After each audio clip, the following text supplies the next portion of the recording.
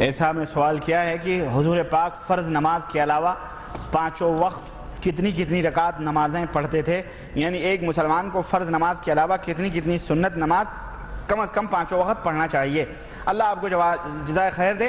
اللہ کے رسول صلی اللہ علیہ وسلم سے تقریباً فجر کے وقت فجر کی فرض نماز سے پہلے 2 رکعت ہے، اور اسی طرح ظہر کے اندر شروع میں 4 رکعت ہیں یا 2 رکعت ہے، 2 رکعت بھی پڑھ سکتے ہیں، 4 رکعت بھی پڑھ سکتے ہیں، اور فرض نماز کے بعد 2 رکعت یہ سنت ہے جو سنت موقدہ ہے، اللہ کے نبی ثابت ہے۔ عصر کے پہلے غیر موقدہ سنتیں ہیں، بہرحال 4 رکعت وہ پڑھنا چاہیں تو پڑھ لیں، لیکن وہ موقدہ نہیں ہیں۔ اسی طرح سے مغرب سے پہلے 2 رکعت ہے، اگر پڑھنا چاہیں تو پڑھیں، نہ پڑھنا چاہیں تو نہ پڑھیں، لیکن مغرب کے بعد 2 رکعت سنت موقدہ ہے، یہ اللہ کے نبی پڑھا کرتے تھے۔ عشاء کے بعد بھی 2 رکعت سنت موقدہ ہے، تو عشاء میں 2 رکعت، مغرب کے بعد 2 رکعت، اسی طرح ظہر کے بعد 2 رکعت، اور ظہر سے پہلے 2 رکعت یا 4 رکعت، اور اسی طرح سے فجر میں 2 رکعت پہلے۔ تو یہ سنتوں کی تفصیلات ہیں، اتنی پڑھنی چاہیے، اللہ جزائے خیر دے۔ چند سوالات پیش خدمت ہیں۔ تبلیغی جماعت کو آپ کفر و شرک کرنے والی کہتے ہیں، مگر یہ جماعت تو بہت اچھا کام کر رہی ہے، آپ کس بنیاد پر اس کو غلط کہتے ہیں؟ برائے مہربانی تفصیل سے واضح کریں۔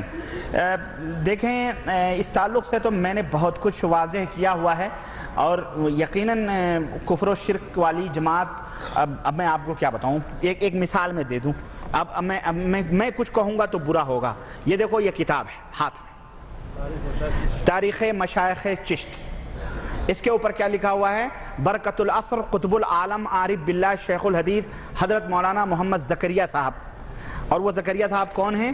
جن کی کتاب یہ فضائل اعمال، فضائل صدقات ہے نا، یہ سب میں لے کے چلتا ہوں، مجھے پتا تھا آج پوچھا جاؤں گا میں، یہ فضائل اعمال یہ سب ہے، مجھے پتا ہے، سمجھ رہے ہیں؟ یہ کتاب ہے۔ اچھا جناب علی، آئیے اس کے حوالے سے میں ایک مثال دیتا ہوں، میں زیادہ نہیں۔ کہتے ہیں نا کہ باپ، یعنی اگر کسی کے خاندان کو دیکھنا ہو تو باپ کو دیکھ لو، پتہ چل جائے گا، ہے کہ نہیں؟ تو جناب علی یہ دیکھو، زکریا صاحب باپ ہیں تبلیغی جماعت کے، ان کتابوں کو جو بانٹے ہوئے ہیں، ان کا عقیدہ میں بتاؤں۔ یہ دیکھو، اللہ آپ کو بھلا کرے، یہ کہتے ہیں، کہاں ہے بھائی؟ یہ دیکھو صفحہ نمبر 234 ہے نا، جس کو یقین آئے وہ آ کے بعد میں دیکھ لے گا۔ کہتے ہیں کہ حافظ محمد ضامن شہید، انہوں نے مجمع عام میں اپنا خلیفہ بنایا اور ہم لوگوں کو بھی مجاز کیا۔ اس کے بعد حضرت بیمار ہوئے، آپ نے فرمایا مجھے میرے وطن جھنجھانا لے چلو۔ جب لوہاری سے آپ کی پالکی تھانہ بھون پہنچی تو میانہ مسجد کے پاس ٹھہرایا۔ حاجی امداد اللہ مہاجر مکی، جو پورے رشید احمد گنگوئی، اشرف علی صاحب تھانوی، قاسم نانوتوی، ان سب کے پیر اعلیٰ حضرت ہیں، یہ ان کا بیان زکریا صاحب نوٹ کر رہے ہیں، کیونکہ ان کے پیر حافظ محمد ضامن شہید تھے، ان کا واقعہ ذکر کر رہے ہیں حاجی امداد اللہ مہاجر مکی کے حوالے سے۔ تو حاجی صاحب جو تھے وہ اکیلے تھے، انہوں نے حضرت کی چارپائی پکڑ کر کے کہنے لگے کہ جب حضرت نے فرمایا کہ اب تو میرا پیام سفر آخرت آ گیا ہے، اب میں مرنے والا ہوں، تو حضرت نے ان کی پالکی پکڑ کر حضرت رونے لگے۔ حضرت حاجی امداد اللہ مہاجر مکی جو پیر ہیں وہ رونے لگے، تو حضرت نے تسلی دی، فرمایا فقیر مرتا نہیں بلکہ ایک مکان سے دوسرے مکان میں انتقال کرتا ہے، فقیر کی قبر سے وہی فائدہ ہوگا جو ظاہری زندگی میں ہوتا تھا۔ سنو، یہ قبروں کے پجاری تم سمجھتے ہو بیچارے وہ خان صاحب لوگ ہیں بریلی شریف کے؟ ارے یہ شیخ لوگ بھی ہیں، یہ شیخ صدیقی لوگ ہیں، ادھر خان صاحب ہیں، ادھر شیخ لوگ ہیں۔ خان اور شیخ اور پٹھان کی لڑائی ہے یہ بیچ میں، اور کچھ نہیں، یہ دونوں سب ایک ہیں۔ سنو آگے کہتے ہیں، بہرحال وہ مر گئے، دفن کرور دیا گیا۔ یہ عقیدہ بتلایا جا رہا ہے کہ جو بزرگ ہوتے ہیں، جو زندگی میں فائدہ ہوتا ہے وہی بولو مرنے کے بعد میں بولو۔ یہ امام ابو حنیفہ کا عقیدہ تھا۔ امام ابو حنیفہ رحمۃ اللہ علیہ قبر سے گزرے، ایک آدمی رو چلا رہا تھا، کہنے لگے ہیں تو کیا کر رہا ہے؟ کہا میں برسوں سے اس قبر والے کے پاس آ کے فریاد کرتا ہوں اور کچھ مانگتا ہوں۔ یہ کہا اس نے کچھ سنی؟ کہا نہیں۔ کہنے لگے تو ماتھا رگڑ کے مر جائے گا، یہ تیری بات قیامت تک نہیں سن سکتا ہے۔ یہ حنفی ہیں، یہ کہتے ہیں مرنے کے بعد بھی وہی فائدہ ہوتا ہے جو زندگی میں ہوتا تھا۔ سنو، کہتے ہیں اس کے بعد بہرحال وہ کرامت اور آمد کی، ان کو دفن کر دیا گیا تو کہنے لگے حضرت سارا انوار سمیٹے ہوئے ہیں، ورنہ یہ تو کہیں دوسری جگہ ہوتے تو پوری دنیا روشن ہو جاتی۔ بہرحال کہتے ہیں اعلیٰ حضرت حاجی امداد اللہ مہاجر مکی رحمت اللہ علیہ نے کیا کیا، مزار کے سرہانے چند اشعار لکھے اور اس کو کتبے میں لکھا کر پتھر اتھر پہ سرہانے حاجی ان کے ضامن اپنے پیر کے سرہانے لگا دیا۔ وہ اشعار کیا تھے یہ لکھے ہوئے ہیں، اشعار کیا تھے سنو۔ کہتے ہیں شہر جھنجھانا ہے ایک جائے خدا، مسکن و ماوا ہے جس جا آپ کا، بہرحال لمبا ہے۔ کہتے ہیں پاس اس مرقد کے قبلہ رخ نبی، پاس اس مرقد کے قبلہ رخ نبی ہے زیارت گاہ میرے پیر کی، اس جگہ ہے مرقد پاک جناب، سر جھکاتے ہیں جہاں شیخ و شباب۔ جتنے بڈھے اور جوان ہیں ہمارے پیر کے قبر کے سامنے جا کے کیا کرتے ہیں؟ سر جھکاتے ہیں۔ ممتا گپتا نے کچھ دن پہلے بی بی سی لندن میں زین العابدین صاحب جو 26ویں پیڑھی پر خواجہ معین الدین چشتی کے ہیں، اس سے یہی انٹرویو میں کہا کہ وہاں پہ جا کے ہم نے دیکھا ہے لوگ ماتھا ٹیکتے ہیں وہاں، تو پھر تو یہ اس کے اندر بت پرستی کی بو نہیں آتی؟ تو کہا نہیں، یہ تو ایسے ہی ہے جیسے گرو دکشنا لیتے ہیں، ہندو لوگ اپنے گروؤں اور سادھوؤں کے پیروں کو چھوتے ہیں، گرو دکشنا لیتے ہیں، ایسے بھی ہم لوگ جا کے مزاروں کو گرو دکشنا لیتے ہیں، وہاں بھی جا کے سروں کو جھکاتے ہیں۔ یہ دیکھیں کس طرح سے وہاں میرے پاس وہ ریکارڈ موجود ہے اور لوگوں نے سنا ہوگا۔ B B C London Mamta Gupta بہت چبھتے ہوئے سوالات کرتی ہے اور لا کے اینڈ پہ چھوڑتی ہے اس طرح سے، شیعہ تک انہوں نے کہلوایا یہ شیعہ ہے، کہلوایا ہے اس نے، اور وہ سے ریکارڈنگ موجود ہے، میں دکھاؤں گا۔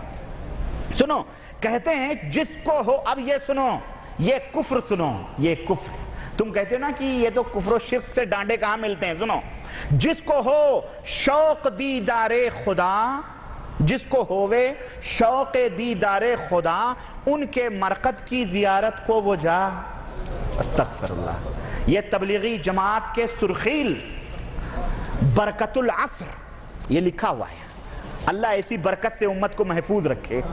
یہ برکت ہے، یہ برکت ہے، یہ کفر برکت ہے؟ یہ برکت تو اچھی چیزیں ہوتی ہیں، یہ کفر تو سنو کہتے ہیں کہ یعنی پیرو مرشدو مولا میرے حضرت نور محمد نیک پہ، اعتقاد دل سے جو جائے وہاں، اعتقاد دل سے جو جائے وہاں، اس پہ سب اسرار باطن ہو عیاں، جتنے بھی راز کی چیزیں ہیں سب کھل جائیں، اور دیکھتے ہی سنو، یہ سنو، دیکھتے ہی اس کے مجھ کو ہے یقین، اس کو ہو دیدار رب العالمین۔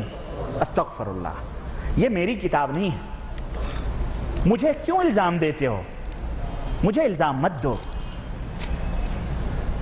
آئینے تجھ خود ہی بتا، ان کا تو ہمراز ہے تو، یہ کتاب خود بتلاتی ہے۔ میرے عزیزو، اگر کوئی آدمی نمازی ہو، پرہیزگار ہو، سخاوت کرنے والا ہو، سیٹھ ہو، سب کچھ ہو، ٹھیک ہے، غریبوں یتیموں بیواؤں کی مدد کرنے والا ہو، لیکن وہ تھوڑی سی شراب بھی پی لیتا ہو تو اسے شرابی نہیں کہو گے؟ بولو، شرابی نہیں کہو گے؟ کہو گے یار یہ شرابی ہے، ہمیں نمازی ہے، پرہیزگار ہے، سب کچھ۔ بے عین ہی اسی طرح سے نماز ہے، روزہ ہے، تقویٰ ہے، طہارت ہے، سب ہے، ٹھیک ہے، لیکن شرک ہے۔ کیا ہے؟ شرک ہے، شرک۔ اور شرک ایک ایسا کینسر ہے اور ایک ایسی بلا ہے، انہو من یشرک باللہ فقد حرم اللہ علیہ الجنہ۔ خلاص، تم نماز، روزے، حج، زکاة، سب تقوی، طہارت، اللہ یہ نہیں دیکھے گا، فجعلناہ ھباء منثورا، اللہ اسے ریت کے ذروں کی طرح اڑا دے گا۔ کہاں ہو تم؟ اللہ کے ہاں ان اعمال کی کوئی اہمیت نہیں ہے، اگر اہمیت ہے تو توحید کے بعد ہے۔ جس کے دل شرک بت کدا بنے ہوئے ہوں، جو یہ عقیدے رکھتے ہوں کہ مرنے کے بعد قبروں سے وہی فائدے ہوتے ہیں جو زندگی میں ہوتے ہیں، تو بتاؤ خان صاحب گروپ کو کیوں تم برا کہتے ہو؟ کیوں انہیں مشرک کہتے ہو؟ کیوں قبر پرستی کے اوپر لعنتیں بھیجتے ہو؟ بولو میرے عزیزو، یہ کتابیں مارکیٹ میں ملتی ہیں، ہم نے چھپائی نہیں ہے، مکتبہ شیخ زکریا مفتی اسٹریٹ سہارنپور یوپی کی چھپی ہوئی یہ کتاب ہے، جاؤ خریدو، اپنی آنکھوں سے دیکھو۔ اور یہی نہیں، اس کے اندر تو ایسی ایسی باتیں ہیں، کہتے ہیں ایک دن کرنال کے بزرگ نے حضرت میاں صاحب کی خدمت میں ایک دن دوپہر کے وقت یہ کہتے ہیں صاحب تذکرہ کر رہے ہیں کہ میں حضرت میاں صاحب کی خدمت میں ایک دن دوپہر کے وقت گیا، حجرہ شریف بند تھا مگر کیواڑ اچھی طرح سے لگے ہوئے نہیں تھے. کیواڑ جو کھولا تو کیا دیکھتا ہوں کہ حضرت میاں صاحب کا سارا دھڑ الگ الگ ہے، سر الگ، پیر الگ، کان الگ، ناک الگ، جسم الگ. مجھے دیکھتے ہی سب اعضاء باہم مل گئے اور حضرت میاں جی اٹھ کے بیٹھ گئے، فرمانے لگے کسی سے کہنا نہیں، کسی سے کہنا نہیں. یہ اعلیٰ حضرت کے پیر صاحب تھے. اور یہ اعلیٰ حضرت امداد اللہ مہاجر مکی کون ہیں؟ یہ حضرت زکریا، حضرت اشرف علی صاحب تھانوی، قاسم نانوتوی، رشید احمد گنگوئی، یہ سب کے پیر ہیں. اب بتاؤ، اب لے جاؤ یہ کتاب، دیکھو، پڑھو. میں کیا کہوں، میں کیا کہوں؟ اب اس پہ بھی اگر آپ کی آنکھیں نہ کھلیں تو میں نہیں سمجھتا ہوں. پھر یہی ہے کہ انک لا تہدی من احببت ولکن اللہ یہدی من یشاء. اللہ جسے ہدایت دینا چاہے وہی دیتا ہے، ورنہ ہدایت نہیں ملتی. بہرحال یہ تو جواب آپ کا ہو گیا جناب علی. پھر کہتے ہیں کیا تبلیغی جماعت قرآن و سنت کی دعوت نہیں دیتے؟ یہ تو اپنے امام کی دعوت نہیں دیتے، قرآن و سنت سے بڑی دور کی بات رہی. امام صاحب جو کہہ کے گئے اسی کی دعوت نہیں دیتے ہیں. امام صاحب نے کہا قرآن و سنت پھیلاؤ، یہ دیوبند کا مذہب پھیلا رہے ہیں بیچارے، اور اس کو تبلیغ کا نام دیا. تو کیا اتنی دین کی محنت سب بیکار ہے؟ ہاں بھائی، شرک کے بعد سب بیکار ہی ہے. یہ محنت وحنت، آپ بنجر زمین میں لاٹھی جا کے کھیت جوتنے کیا فائدہ ہے؟ سوال، کیا موت کے بعد برزخ میں روح اٹھائی جاتی ہے اور اس وقت کا عالم کیا ہوگا؟ موت کے بعد برزخ میں روح اٹھائی جاتی ہے، لوٹائی جاتی ہے. بے شک اللہ کے رسول صلی اللہ علیہ وسلم سے ثابت ہے کہ وہ روح لوٹائی جاتی ہے. اس وقت کا عالم کیا ہوگا یہ ہمیں نہیں معلوم ہے کیا ہوتا ہے، نہ ہمیں اللہ کے نبی نے بتلایا ہے نہ اللہ نے بتلایا ہے. اللہ کے نبی نے بتلایا کہ جب مرتا ہے آدمی تو روح لوٹائی جاتی ہے، فرشتے سوال و جواب کرتے ہیں. اتنا ہمیں معلوم ہے، اس سے زیادہ ہمیں معلوم نہیں. کیا گانا جائز ہے؟ جیسے کہ دولہے کا بنایا ہوا گانا جو شادی وغیرہ میں گاتی ہیں، جن کا نام بہر کچھ بھی ہے. دیکھیں، شادی وغیرہ میں گانا وغیرہ اگر وہ غیر شرعی نہیں ہے، یعنی اس کے اندر کوئی بے حیائی فحاشی کی بات نہیں ہے اور عورتیں بیٹھ کے گا رہی ہیں تو کوئی حرج نہیں ہے. دف بھی بجا سکتی ہیں، کوئی حرج نہیں. لیکن آپ اس کو بلا لائیں، کس کو؟ وہ نصرت کون ہے وہ؟ ماشاءاللہ، نصرت فتح علی کو بلا لائیں آپ اور اس کو گوائیں، یا پھلانے کو رنڈیوں طوائفوں کو بلائیں، تو یہ حرام ہے. آپ وہ تمام سب غلط باتیں ہیں. جب کسی گھر میں کسی فرد کا انتقال ہو جاتا ہے تو لوگ 4 دن پر چہارم کرتے ہیں، 40ویں کرتے ہیں. کیا یہ صحیح ہے؟ نہیں، یہ نبی کریم صلی اللہ علیہ وسلم سے ثابت نہیں ہے اور نہ ہی امام ابو حنیفہ رحمۃ اللہ علیہ سے ثابت ہے. اگر حنفی ہیں تو ان کو چھوڑ دینا چاہیے کیونکہ امام صاحب سے ثابت نہیں. سوال، جیسا کہ بہت سے لڑکے لڑکی کی شادی ہوتی ہے، اسی دوران کسی لڑکی کو حیض شروع ہو جائے تو کیا اس حالت میں نکاح پڑھایا جا سکتا ہے یا نہیں؟ مہربانی کر کے ہمیں حدیث کی روشنی میں بتائیں. دیکھیں، نکاح پڑھایا جا سکتا ہے، کوئی حرج نہیں. البتہ ایسی صورت میں وہ شوہر اپنی بیوی سے قریب نہیں ہوگا، جمع نہیں کرے گا، کیونکہ یہ حرام ہے. اللہ کے رسول صلی اللہ علیہ وسلم نے منع فرمایا، خود اللہ نے بھی منع فرمایا. ایک شخص ہے جو کہ پڑھا لکھا ہے اور وہ اللہ تعالیٰ کو گالی دیتا ہے تو اس پر کیا کفارہ ہوگا؟ اگر وہ اللہ کو گالی دیتا ہے تو بھائی اس کو اللہ سے توبہ کرنا چاہیے. وہ مرتد ہے، پھر وہ تو کافر ہے. اس کو توبہ کہ یہاں تو نبی کو کوئی توہین کر دے تو وہ کافر ہو جاتا ہے، وہ تو اللہ کو گالی دے رہا ہے. تو بہرحال اس کو توبہ کرنا چاہیے اور اس کو صحیح ایمان کی اپنے تجدید کرنی چاہیے. جب آدمی فوت ہو جاتا ہے تو اس کے لیے ہاتھ اٹھا کر دعا کرنا جائز ہے کہ نہیں؟ بے شک جائز ہے، کوئی حرج نہیں ہے اس میں. آپ ہاتھ اٹھا کے دعا کریں، ایسے بھی دعا کریں، کوئی حرج نہیں. اس مسئلے کا قرآن و حدیث کی روشنی میں جواب دیں. کیا رجب کے کنڈوں کی دعوت میں جانا چاہیے جو بالکل بدعت ہیں؟ ہرگز نہیں جانا چاہیے، کیونکہ یہ سب جو ہے یہ جعفر صادق کے کنڈے بھرے جاتے ہیں اور یہ نام جعفر صادق کا قطعاً اس کا اسلام سے کوئی رشتہ اور تعلق نہیں ہے. بلکہ یہ جو ہے نا ستیہ نارائن کی جو کتھا ہوتی ہے ہندوؤں کے اندر، وہی ستیہ نارائن کی طرح انہوں نے بھی بنایا ہوا ہے. تو یہ تمام سب بدعت اور کافروں سے مشابہت ہے، اس لیے اس کے کھانے ہونے میں شریک نہیں ہونا چاہیے اور نہ ہی اس میں حاضر ہونا چاہیے. قرآن میرا ایک دوست ہے، فرض نماز کے بعد ہمیشہ سنت نماز نہیں ادا کرتا ہے مگر مسجد میں بیکار بیٹھا رہتا ہے اور اس کے پاس وقت بھی رہتا ہے مگر سنت نہیں پڑھتا، تو اس کے لیے کیا حکم ہے؟